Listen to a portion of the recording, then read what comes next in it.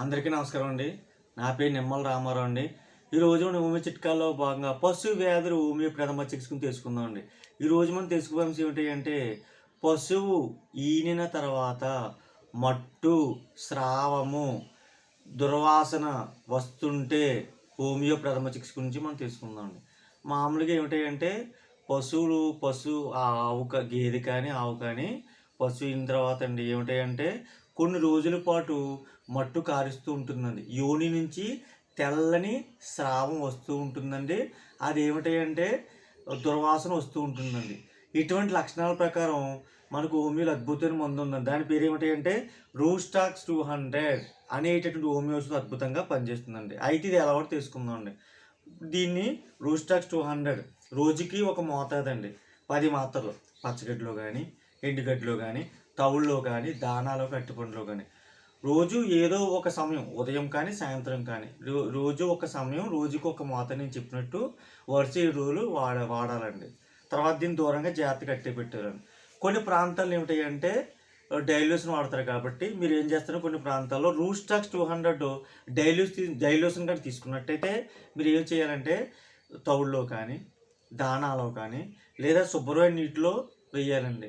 లేదా ఒకళ్ళు పశువు ముట్టు పట్టుకుని నాలిక మీద ఒక జస్ట్ 6 చుక్కలు వేసినా పర్లేదండి. అంటే ఏదో రకంగా మనకి పశువు కడుపులోకి వెళ్ళాలండి. కొన్ని ప్రాంతాలు ఏం చేస్తారంటే కొత్త చిరంజీవి కొనుగోలు చేసి ఆ యొక్క సూది దూరంగా జాగ్రత్తగా కట్టేపెట్టి దాంతో ఒక 6 చుక్కలు ఎక్కించి నాలిక మీద వేస్తారండి.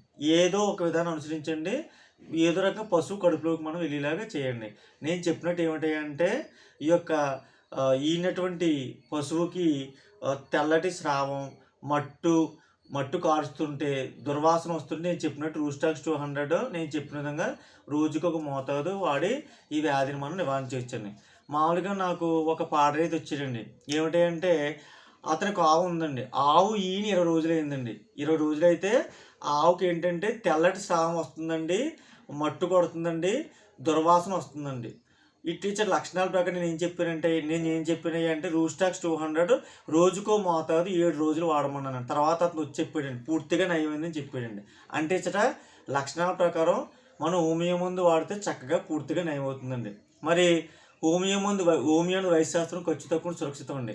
ఎటువంటి సైడ్ ఎఫెక్ట్స్ దుష్పరిణామాలు ఉండవండి.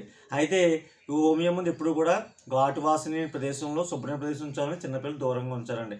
మరి నేను చెప్పినట్టు చక్కగా ఈ యొక్క ఈనటువంటి పశువు ఆవు కానీ గేదె కానీ మట్టు కారుతున్న సందర్భాల్లో నేను చెప్పిన లక్షణాల ప్రకారం రూస్టాక్స్ 200 రోజుకో మోతాదు వరుస 7 రోజులు వాడి ఈ వ్యాధి మనం నయం చేయవచ్చండి. మరి ప్రతి పాడరైతు పశువులు కూడా నా హోమియో చిట్కాను యూట్యూబ్ ఛానల్ సబ్స్క్రైబ్ చేస్తారని, లైక్ చేస్తారని, షేర్ చేస్తారని మనస్ఫూర్తిగా కోరుకుంటూ సెలవు తీసుకుంటున్నానండి. ధన్యవాదములండి.